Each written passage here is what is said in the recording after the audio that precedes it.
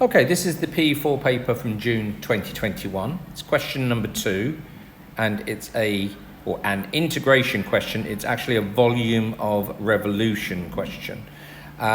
Before we get started, I'll tell you now I've done a little bit of work in advance to try and explain my answer. The bit that you'll see in red is not part of my actual answer. It's just an explanation of what we're going to try and do and how we're going to try and do it. So the first thing to say is that what we actually want is this region R being rotated around about the x-axis. Now, if I'm trying to work out what that shape's going to look like, first of all, we need to understand that if I had that area there and I rotated that about the x-axis, then I've got no problem at all.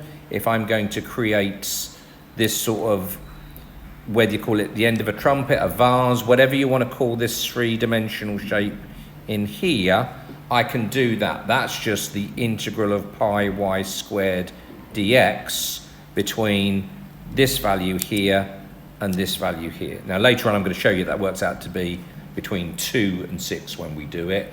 So that would give me that volume. However, what I actually want, let's just change the colour there, is I actually want this region here being rotated around, and there's not a quick way of doing that. So what I have done, a little bit below here, if you just have a look, is just to explain what I've done. So this red bit, as I said, this would not be part of my answer to a question. This is just hopefully trying to explain to you guys what we're actually going to be doing.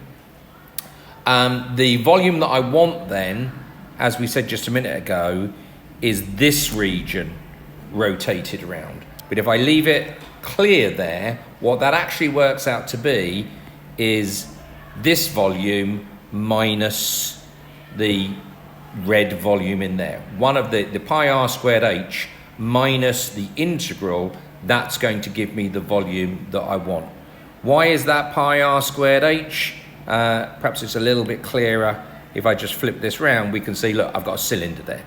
I've got a cylinder there, so the volume is just going to be pi r squared h when I'm looking at that. So later on in my working, I'm going to do pi r squared h minus the integral of that bit, but I've now got to focus on that. I've got to focus on finding the integral of pi y squared dx, and I've got to explain to you where that value of 2 comes from.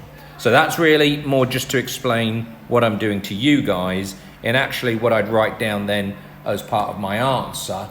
We can look at that now, but none of the red stuff would actually, it took too long to draw that diagram out. It's just an explanation for you. Right, so if we're going to try and find that then, what I would say is the first thing I need to do is to work out what this limit x1 is here, so I can do that the area here rotated about the x-axis, I can work out the volume of that. So if I want to work out x1, well, that's nice and easy. That's just where the curve is equal to 9. It's where y is equal to 9. So let's start with that and explain to the examiner now what I'm doing. For x1, it's where y equals 9. So it's where 9 is equal to 9 over 2x minus 3 to the 1.25. So I've just got to solve that equation. Well, the 9's will both cancel each other out. So I'm going to get 1 is equal to 1 over 2x minus 3 to the 1.25. Well, that can come up. So I get 2x minus 3 to the 1.25 is equal to 1. Well, 2x minus 3 to the 1.5 is 2x minus 3 to the 5 over 4 is equal to 1. So if I do both things to the power 4/5, it will get rid of my power there. So do both things to the power of 4/5, but 1 to the power 4/5 is just 1. So I'm going to get 2x minus 3 equals 1, and that will rearrange to get x equals 2. So back up there, this value now can be replaced by 2. And what I'm now going to be able to do is to work out this volume here using integral of pi y squared dx. So if I'm going to go ahead and do that, that's going to be complicated enough on its own now to actually try and do that. So the volume is going to be the integral between 6 and 2 of pi y squared dx. So let's not rush this because it's a little bit complicated. So 9 over 2x minus 3 to the 5 over 4 squared dx. Right, okay, well, 9 squared is 81. There's a pi there as well. I can take 81 pi outside of the integral sign, and then I've got 1 over something to the power 5 over 4. If you square it, is going to become to the power of 5 over 2. So there's all these complicated little bits that you just need to be aware of. That then becomes 81 pi, the integral between 6 and 2 of 2x minus 3 to the minus 5 over 2 dx. This isn't easy, I will go through it, but let's say by the time we're in P4, we should really have, or we should certainly be able to do this question. I'm going to do this almost by what sometimes people call the reverse chain rule. What I'm going to say is, if I'm trying to integrate this thing, what I can do is take a guess at what I must have started out with. If I'm integrating x cubed, for example, then my guess would be, just add 1 onto the power, would be x to the 4. Let's then differentiate that down, and you'll get something, we'll get 4x cubed. You'll get something close enough that we can make an adaptation. So how did I do it? I added 1 onto the power for my guess. So I'm going to say, guess that y is equal to, add 1 onto that is 2x minus 3 to the minus 3 over 2, if I'm adding 1 on to minus 5 over 2. If that was the answer, then when I differentiated it, we know how to differentiate this. We multiply by the power and take 1 off the power.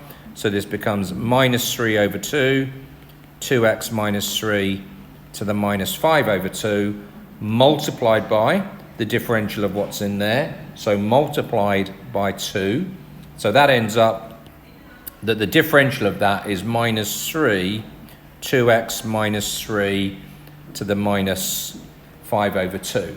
So what that means is that if I had the integral of that, that would integrate out to be equal to that. I haven't got the integral of that. I've got minus a third of it.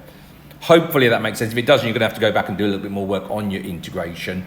So what we've actually got then for my integral is 81 pi, and then I've got minus a third of 2x minus 3 to the minus 3 over 2. All of that is going to be done now between 6 and 2. Not nice, absolutely. I understand that that's not an easy thing to do, and it continues to get just fussy with some of our working out here. If I want to now do this, if I take the minus a third out, I'm going to get 27 pi, and what I can do by taking the minus out is actually have this as 2x minus 3 to the minus 3 over 2, but just do it between 2 and 6 rather than 6 and 2. That takes account of the minus coming out, or you can leave the minus 27 over pi, minus 27 pi, and do it the other way around, but I'd rather do this, which then gives me 27 pi. I'm going to stick the values in. I'm going to get, what have we got there? 4 minus 3 to the minus 3 over 2, minus 12 minus 3 to the minus 3 over 2. If you tidy that all up, then it actually comes out to be 26 pi when you work it all out. I'm just trying to save myself a little bit of time here as we're actually going through. So if that works out to be 26 pi there, remember what we said all the way back here. What I've done is I found that value is 26 pi. Remember what I said then? It's going to be pi r squared h minus that thing. If it's pi r squared h minus that thing, our final answer then for the volume required is going to be pi r squared h minus 26 pi. Pi r squared h is pi 9 squared times 4 minus 26 pi. Sorry, handwriting getting a bit dodgy there. That's 324 pi minus 26 pi. So the actual final answer works out to be 298 pi. That is not a nice question at all in terms of all the different things that you've got to do there. And it's question 2, so yeah, go away, look at that video a couple of times, but we just understand that's not a particularly easy one. Hopefully that will make sense to you though.